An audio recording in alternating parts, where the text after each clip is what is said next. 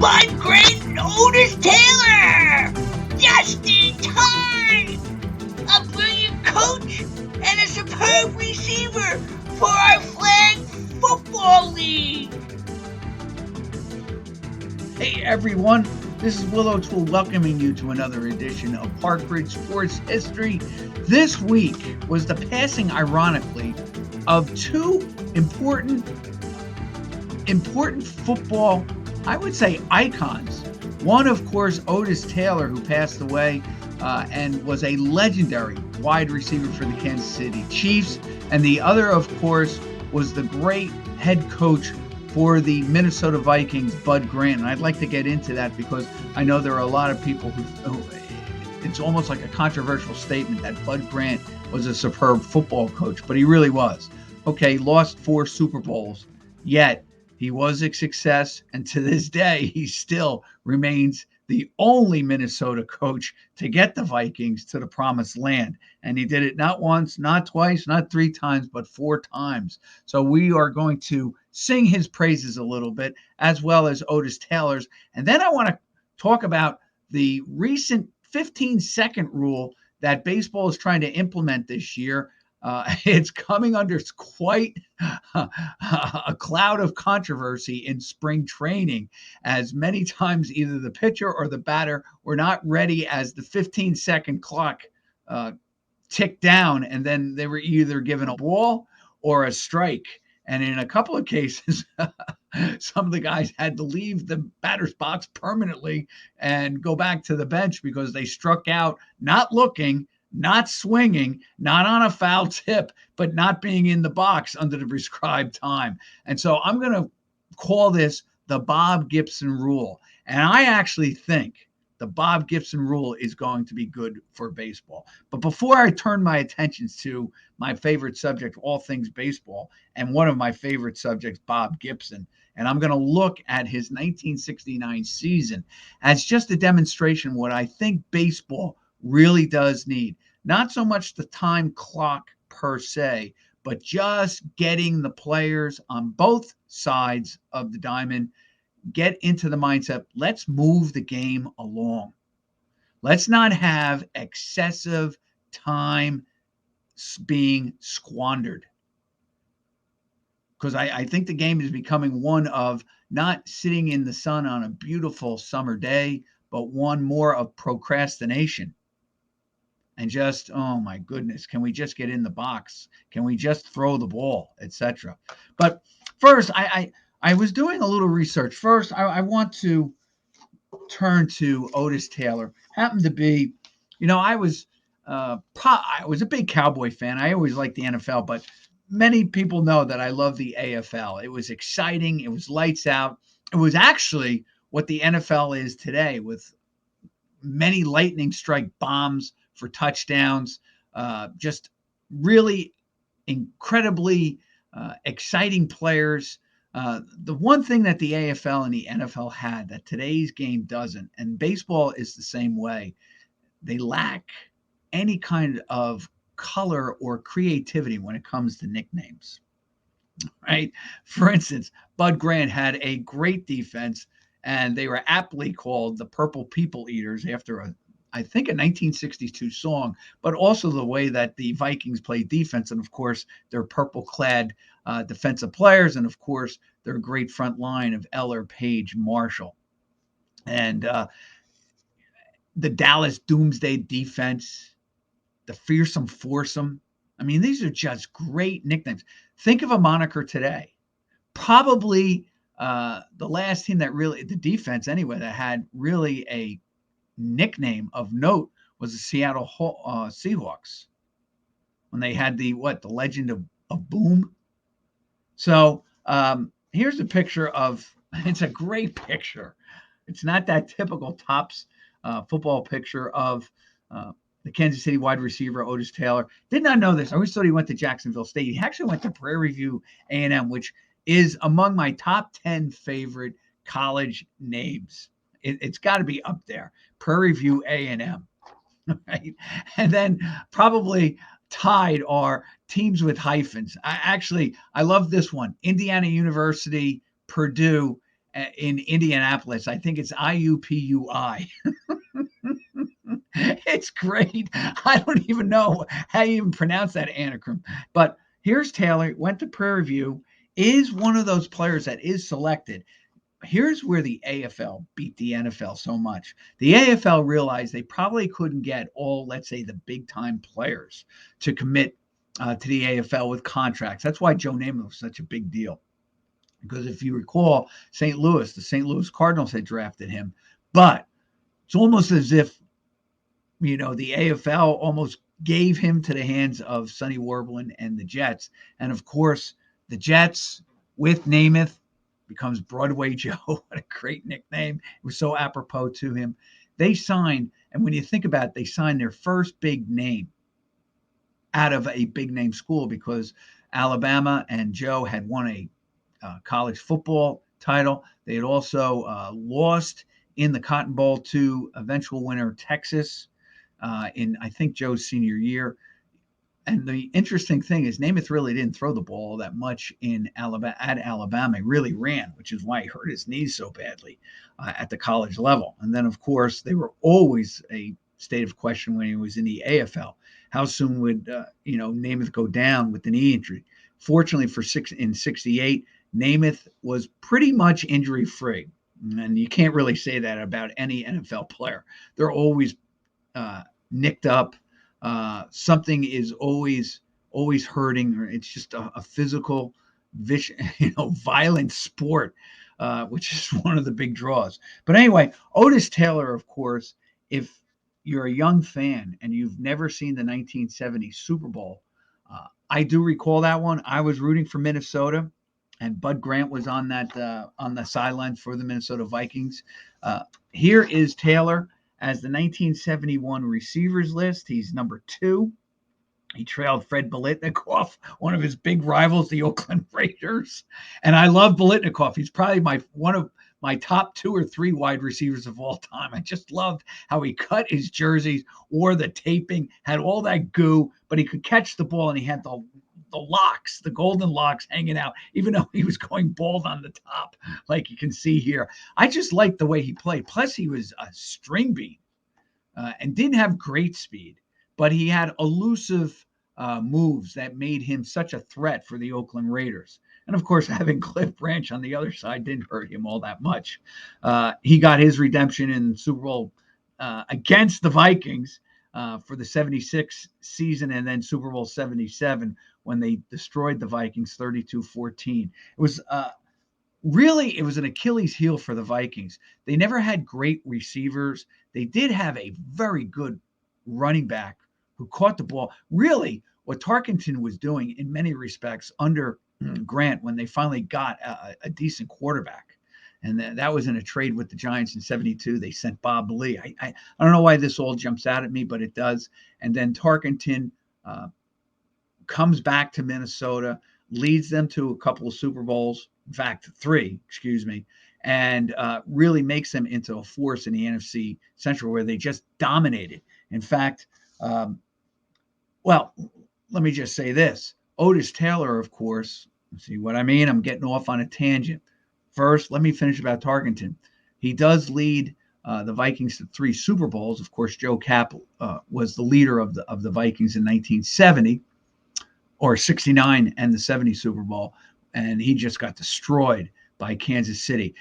What I'm saying is the real Achilles heel for Minnesota was that they didn't have a lights-out offense. Chuck Foreman was a very good player. He had the dual ability to both run the ball well and also catch.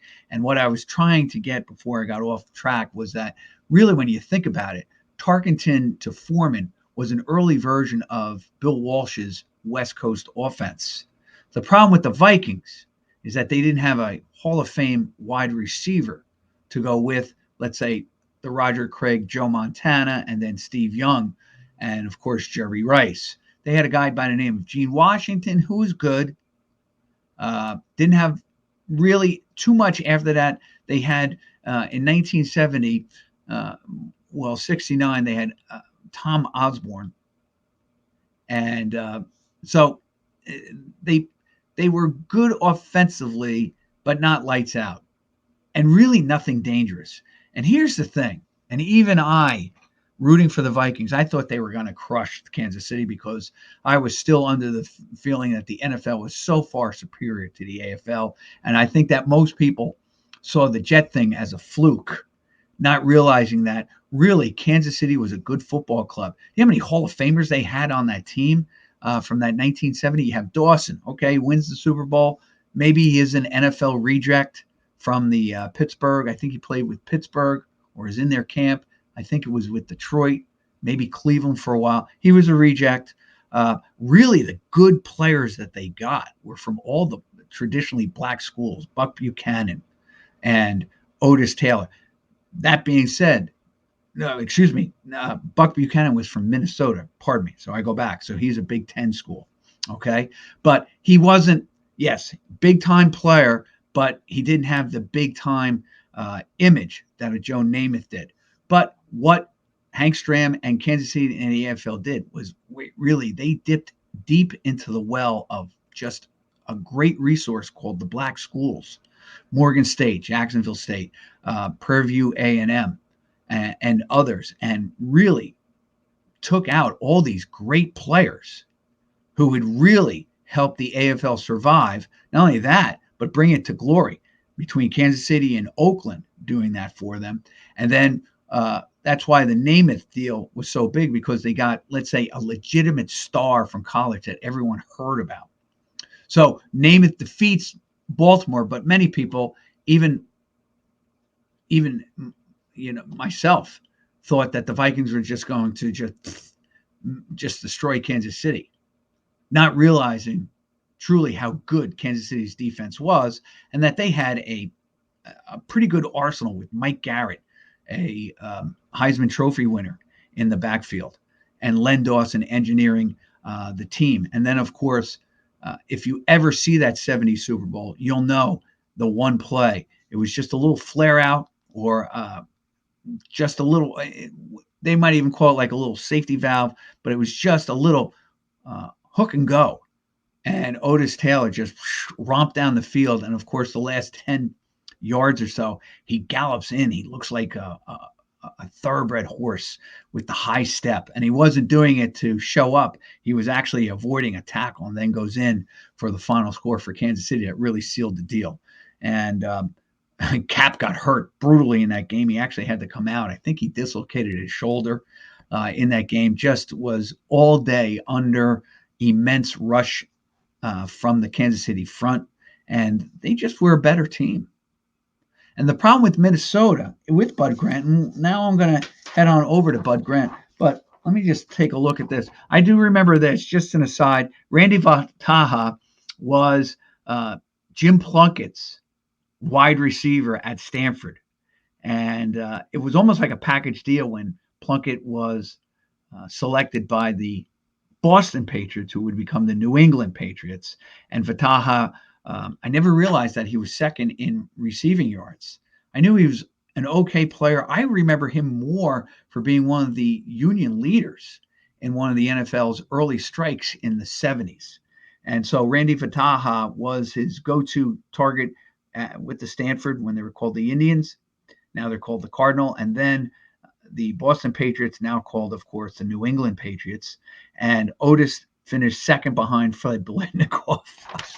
I am sure that to this day that bothers many Kansas City fans. It probably bothered Otis Taylor that he finished behind Fred Biletnikoff, their big rival, the Oakland Raiders. But here I want to just say this.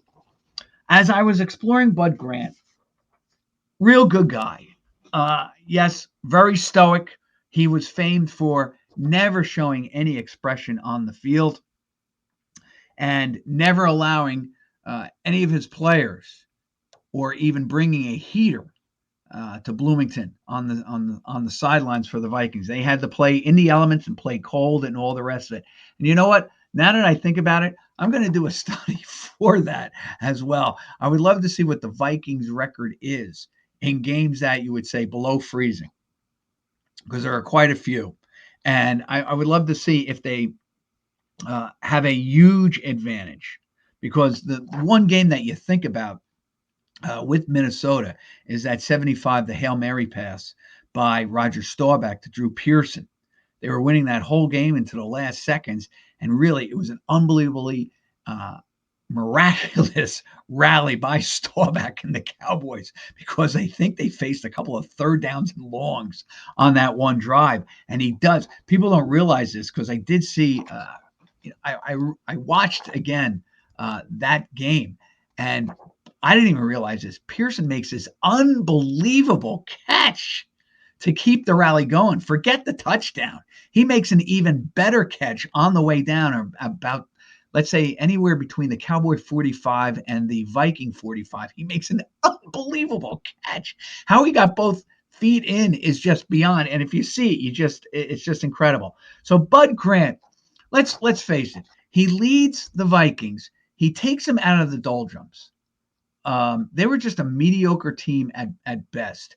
And he comes over from the CFL, which is a league I love. I used to watch the games. I haven't seen them so much now, but the CFL was, in a lot of ways, what the NFL may become. And that is that they may reduce for safety reasons. I would love to see what, really, when you think about concussions, I would love to see a comparison between the CFL and the NFL, because there are different ways that you can score in the CFL. You can score on a punt that's not returned. You can score on a kickoff that's not returned. And of course, in the NFL, the only thing that you can do on a punt return is either drop the ball. We can't call it a fumble, or run it back, or just call a fair catch. But the point possibility in the CFL makes the punt even more strategic. Same thing with their kickoff. And of course, it's a wider field. It's a longer field. It goes 55 yards instead of 50. The players on the offense can just, there's perpetual man in motion. So there's no, let's say, penalty for guys running all over the place. In fact, guy can start towards the line of scrimmage before the plays even snap, which leads to really exciting open play. And it was probably intended to be a pass-happy league, which it's become. But you only have 3 downs to make 10 yards instead of 4. So many times, if you do punt on it's third down. But he comes from the CFL.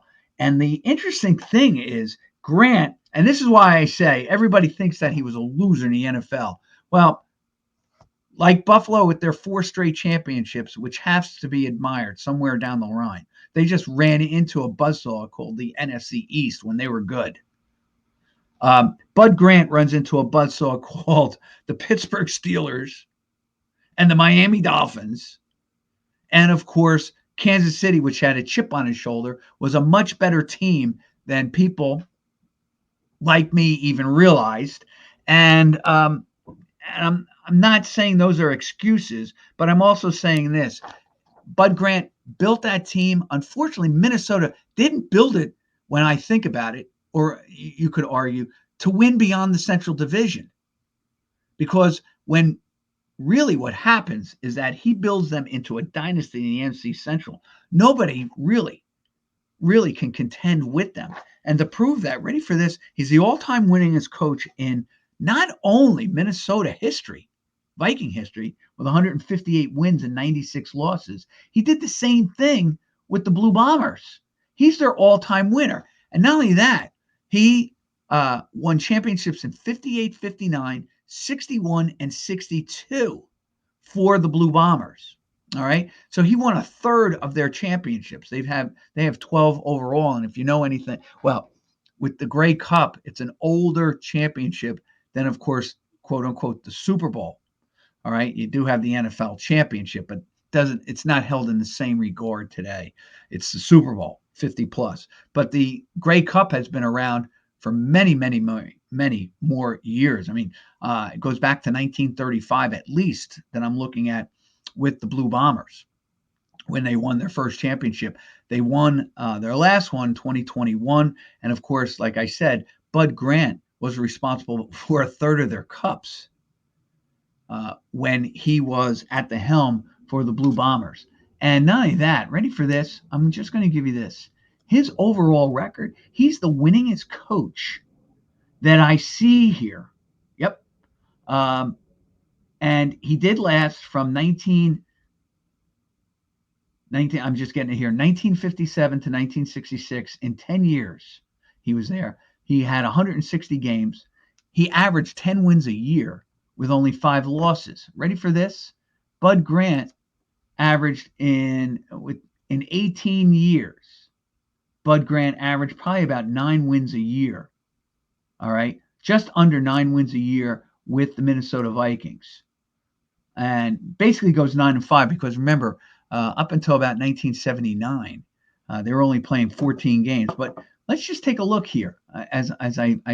He won 4 NFL championships. Ready for this? He was the number 1 team in the NFC Central, the black and blue division, 4, 5, 6, 7, 8, 9, 10, 11 times.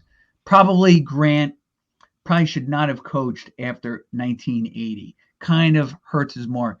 The best he finished there was second.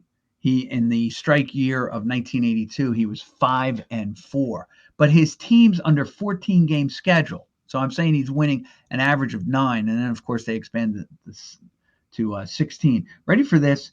He has 1, 2, 3, 4, 5, 6, 7 years where they won 10 or more games under a 14 game schedule. Probably his best year is he goes 12-2 in 1973. And of course, they make the Super Bowl and lose, of course, to the Miami Dolphins, who are in the midst of their back-to-back Super Bowls. They had just come off a year where they were perfect. I think the Dolphins only lost 2 games that year. So they were like 26-2 during the regular season, plus another 2 or 3 wins each year. No, probably 3 wins after that. Just an incredible thing. Let me just see, just so that people aren't crushing me on that. 1973, the Dolphins finish. Wow, they were 12-2 overall. They were 12-2 that season. 14, 15-2, and 17-0. Yeah, they only lost 2 games. 32-2 over those 2 seasons. I mean, that's pretty incredible. So they ran into them. And then, of course, they make it back and they run into the buzzsaw of the 70s. The Pittsburgh Steelers, who win back-to-back. Now, what hurts, the Vikings, they were never really in any of the games. They lost 24-7 to the Dolphins. They lost 16-6 to the Steelers. That game was 2-0 at halftime. And it was a rainy game, just like the Kansas City game, where they were down 16-0, then 23-0, and they made it close. They finally score, make it 23-7. And then, of course, Oakland just blitzed them. I think they were down 16-0 before they got on the scoreboard there. They wind up losing that game 32-14. So they didn't have a high-octane offense. They were really built just to win the Central Division. And that's not really the fault of Bud Grant. Management should have gone out and gotten some other player. Today, if that happened, they would have gone out and gotten, especially with Tarkenton throwing those little, kind of like a West Coast offense, he'd scramble, find guys. Man, oh man, had you put maybe Jerry Rice on that team with Jim Gilliam, who they acquired from New Orleans later on, he plays on the 76 team, it might have been a different story. I'm not saying they would have won, but who knows? It might have been heartbreak 32-31 loss to Oakland. It might have been 24-23 a loss to Miami. It might have been 16-14 a loss to Pittsburgh. But I just always felt that Grant gets a little bit too much criticism for losing the 4 Super Bowls. And of course, being stoic, not very emotional. And reading about Bud Grant, his players loved him. And he was a good athlete himself. Didn't know this. He went to the University of Minnesota, played a couple of college sports. Here's the one where he's playing basketball for the Lakers. So, I mean, he was a good athlete, a good tactician. Okay, maybe he's under, obviously, Parcells, and maybe he's under Belichick, and maybe he's under Vince Lombardi and Tom Landry and all those rest. But you still got to give the guy credit. Got the 4 Super Bowls, is still the all-time winningest. And remember, he's basically out of football 40 years. And nobody in Minnesota, no coach has been able to duplicate what he was able to do. And with Winnipeg, when I go back, I'm just looking at this right now as I'm thinking about it. All right, Winnipeg won 58, 59, 61, 62. They don't win for another 20 years. Then they win 84, 88. They win in 1990. They win in 2019, 2019, and 2021. All right, it's kind of weird. They win in 35, 39, and 41. Don't win for 17 years. Then really, Grant comes along. They're a buzzsaw. 58, 59, 61, 62. A la, in many respects, like the Steelers of the 70s. And then it's 84, 88, 90, 2019, and 2021. So in 2 separate leagues, in 2 separate countries, this guy won over 200 total games. Actually, over 250 total games. And in neither league did he lose 100 games. Pretty impressive. For an overall, I'm just going to give you his overall, his record in the NFL, right? He almost doubled. He has a 621 winning percentage. Now, I know there's some, many coaches probably higher than that, but nonetheless, 621. Not too many Minnesota coaches can say that afterwards. All right. Did have a great front 4 there. Eller and Page and Marshall. I think all 3 of them are in the Hall of Fame. And of course, Alan Page goes on. He was a Supreme Court judge for the state of Minnesota. Notre Dame guy from that 66 Notre Dame team. So kind of have a little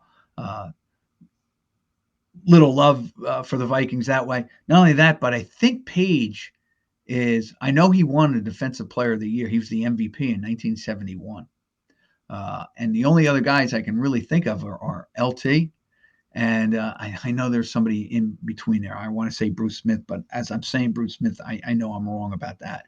But very rare that a defensive player wins the MVP. But Page does it under Grant coaching. So Bud Grant, Otis Taylor, it's kind of wild that 2 guys whose lives, in a way, because of 1970, in one respect, are shaped immeasurably by that game. Taylor, with that great touchdown, I think that even though many football fans who are nuts, crazy, would watch football, knew who Otis Taylor was. But that one play that he goes about 60, 70 yards for the touchdown that seals the deal for Kansas City really highlights a Hall of Fame career for Taylor, really puts him on the map of wide receivers. Great wide receiver, one of the top in the AFL of all time, and certainly one of the top receivers in AFL, NFL history.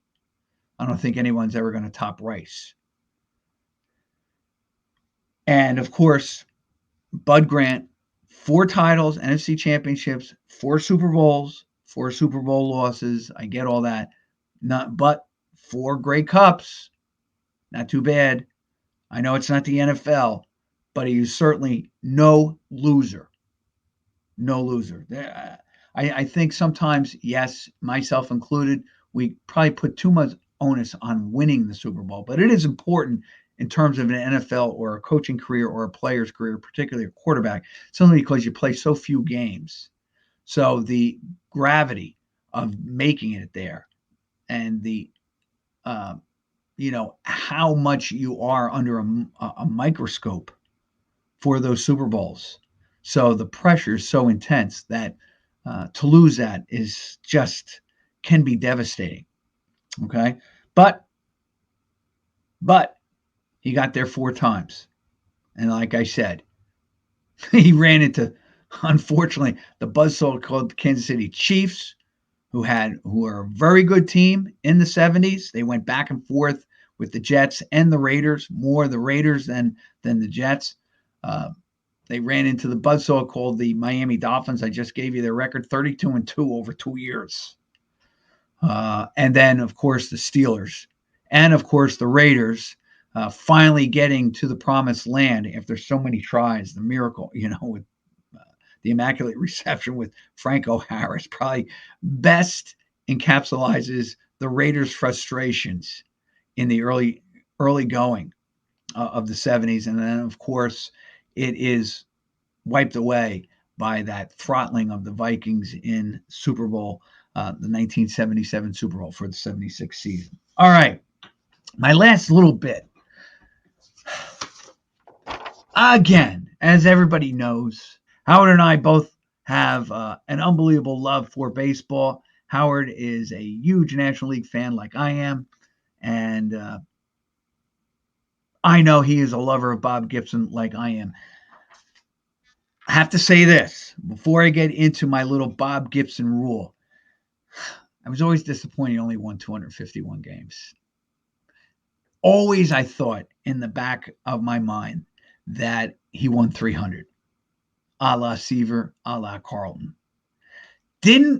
I forgot this, never realized this. It could have hindered his career, and I'm sure it did. He was hit, I think, by Dick Allen, a line drive back to the box. And as I'm saying that, I'm probably wrong with the hitter, but he broke his leg. And I think he pitched on a broken leg.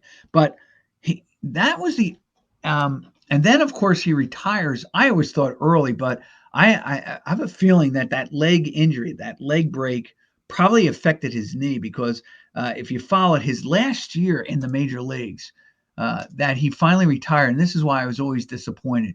In 75, he unfortunately had to retire from the game. He claimed that, it was his knee that was giving him all kinds of problems.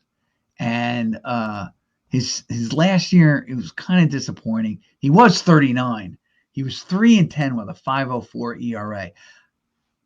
To be perfectly honest, probably if he were pitching today, I think a manager probably would have said, look, if I can get 1 or 2 innings at it, if I can get 1 inning out of Bob Gibson, I'll just make him into a reliever. And maybe his career lasts another 3-4 years. As I'm saying this again, I didn't realize how old he was when he did retire from baseball. I actually thought he was about 36. Didn't realize he was 39. Okay. His career, though, was amazing. I always thought he won more. I don't know. He's one of my favorite players, and yet I don't know why I always feel so disappointed with his career numbers. And I shouldn't be, because as I did the 69 season to prove my point about the clock and the time on it, I was like thinking, this guy was amazing in 69. In fact, you could argue he had a better season than in 67 or 68 when he went 22-9. This card is from 67 when Gibson won the World Series, helped the Cardinals defeat the impossible dream team of the Boston Red Sox. Here is something that'll never be topped by today. And of course, one of the reasons, it's the strategy. It has changed. It's become more chess-like. There's not that gutted out expectations for your starter. I just want to tell you this. Yeah, so I chose 69 because I said, all right, it's the Mets year. I know the Cardinals finished in 3rd place. They did have 87 wins. They were never really in the league race because this is the first year it's separated. And I chose this season because I didn't want to do 67. He was only 13-7. That may have been the year he got hurt. I got to look that up. It probably is. And I didn't want to certainly do 68 when he was 22-9 and lost 9 games like 1-0. He lost, I think, 8 of those 9 games like 1-0, 2-1. And he had 13 shutouts. So I didn't really want to do that year. So I just said, all right, let me just pick another year. 69. He's 33 years old. He actually won 20 games, which I was looking for. He was 20-13, 606 winning percentage. Above the winning percentage of the Cardinals, who only won 87. So you're talking about maybe a 548 winning percentage. So he's clearly 50 points ahead. Ready for this? He had 35 starts that year, which is really in the realm of things, starting with 65. He had 38, 35. Of course, 67 definitely got hurt, 24, 34 and 68, 35, and then 34. So it's all in that realm. And it's amazing. Ready for this? He had 28 complete games. 80% of his games were completed games. And ready for this? His 2 no decisions in 1969 were opening day when the Cardinals went 14 innings and beat the Pittsburgh Pirates. In that game that went 9 innings, that went 14 innings, he pitched 9 of them on opening day. He only faced 36 batters, which is 9 over perfection. And that's, I want you to remember batters faced, because I'm going to use that as a key stat, an element in this whole thing. Ready for this?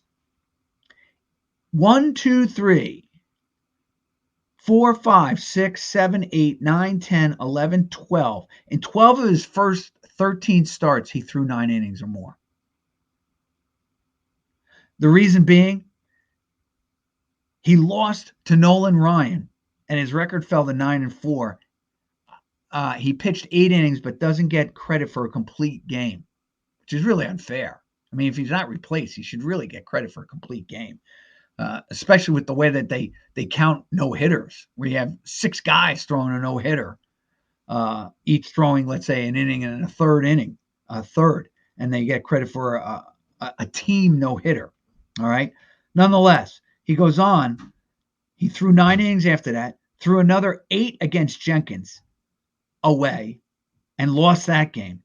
Then lost again to Jenkins. He was actually 3-2 against Hall of Famers. Ready that year?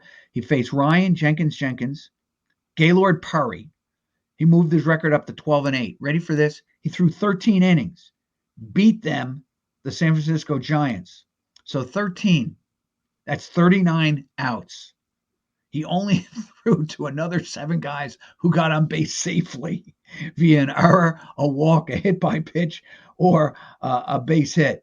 That game lasted 3 hours and a minute. I want you to remember that. His 2 longest games, 3 hours and 19 minutes, 14 innings, 3 hours and 1 minute, a 13-inning game. So the difference was 1 inning was 15 minutes. That's 7.5 for each side. Okay. Then he throws 4, 5, 9+ innings in his next 5 starts. The only game where he gets rocked all year is by Cincinnati. He gave up 7 earned runs in 7 innings. And his record fell to 16-10 there. His worst part probably of the season was he was 16-11 at one point, and then finished the season at 20-13. He wins his 20th game on the last day of the season, throwing 12 innings and beating the Expos. I guess he was determined to get that 20th win, and who cares? Nobody was pitching or nobody was going the next day. Now, why do I say all this? Now, follow me on this.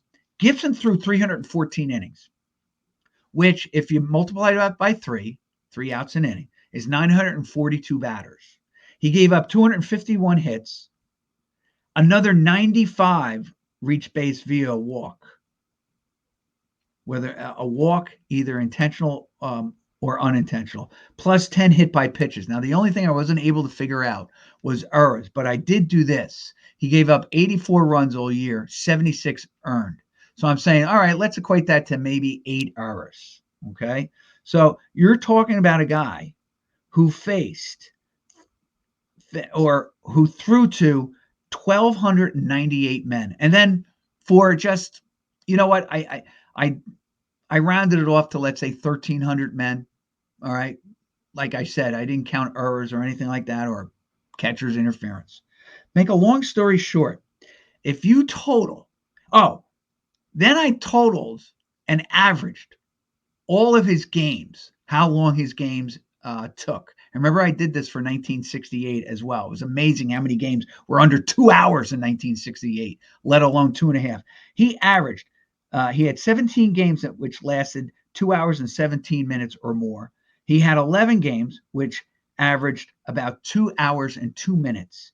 And he had 7 games, which lasted 2 hours and 47 minutes or more. Excuse me. So 217, 17 games, 202, 11 games, 7 games, which lasted for an average of 247. All right. I did all the computations. Basically, it's this.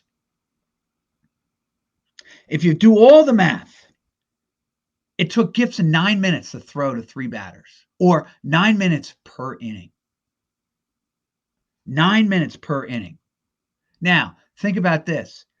I figured it all out, and I averaged that each player probably faced 6 pitches, let's say on average. It's 15 seconds. I did the math. It's 15 seconds per batter for all 942 outs, for all 356 guys that got on base, hit by pitch, walk, intentional walk, error. 15 seconds. And that's what baseball really wants to do now. Now, I get it. I could be off on, let's say, some mathematical thing, but I think you see where I'm going with this. First of all, it's not out of the realm that baseball should be enforcing, let's say, a time element. The game still, with Gibson, 2 hours and 2 minutes. That's not bad. And at the worst, his 7 that were really expanded, 2 hours and 47 minutes. Baseball can certainly cut down by a half hour. And it would make so much better watching the game both at the ballpark, at home, or listening to it on the radio. So I am all for what I am calling the Gibson rule, 15 seconds. If a Hall of Famer can get the ball, set up, throw to a hitter in 15 seconds per pitch, there's no reason why no one else can employ the same tactics, strategies, and practices. This is Will O'Toole of Park Ridge History. Hope you join me again for another edition, and a special shout out to Howard. Thanks, everyone. See you next time.